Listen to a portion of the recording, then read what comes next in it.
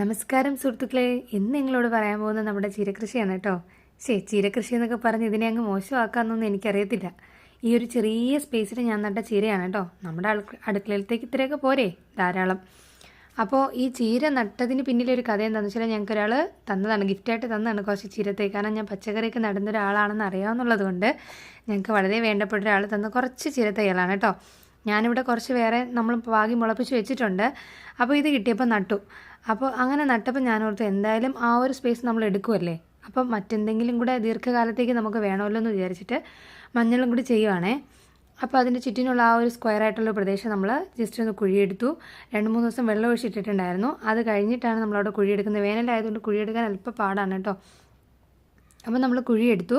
എന്നിട്ട് അവിടെ ചാരം വിതറി, എല്ലായ്പ്പോഴത്തെയും പോലെ കരിയില ഇട്ടു. അതിനുശേഷം മഞ്ഞൾ വെച്ചിട്ട് നമ്മൾ മൂടി പിന്നെ വെള്ളം ഒഴിക്കാൻ തുടങ്ങി.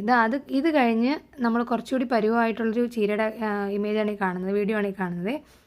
ഇതിനകത്ത് 2-3 ഐറ്റം ചീരയുണ്ട്. ഞാൻ പറഞ്ഞല്ലോ, എനിക്കിത് കുറച്ച് കിട്ടിയ ചീരയുണ്ട്. അതല്ലാതെ ഞാൻ വിത്ത് മുളപ്പിച്ചിട്ടിരുന്നതും കൂടി ഞാൻ ഇതിൻ്റെ കൂടെ നട്ട് വെച്ചിട്ടുണ്ട്.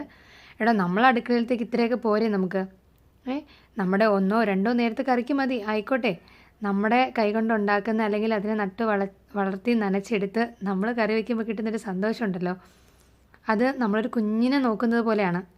ഈ കാണുന്നത് പച്ച കളറ്, പുറത്തൊരു പച്ച ഷെയ്ഡ് വരുന്നത്, എന്നാൽ പച്ചച്ചീരയൊന്നും അല്ല കേട്ടോ, പച്ച ഷെയ്ഡ് വരുന്നൊരു ചീരയാണ്. ഇത് മൊത്തം റെഡ് വരുന്നതാണ്. എനിക്കൊന്നൊരു 3 ഐറ്റം ചീര ഇവിടെ നിൽപ്പുണ്ട്. മൊത്തത്തിൽ പച്ചയായിട്ടുള്ളൊരു തൈ ഒരെണ്ണം, അതെങ്ങനെയാണെന്ന് അറിയത്തില്ല, എങ്ങനെയോ വന്നിട്ടുണ്ട്. ഒറ്റ തൈയേ ഉള്ളതൊരെണ്ണം. ഞാൻ വിചാരിക്കുന്നത് നമുക്ക് വിത്തായിട്ട് എടുക്കാമെന്നാണ്. അപ്പോൾ എല്ലാവർക്കും താങ്ക് യു.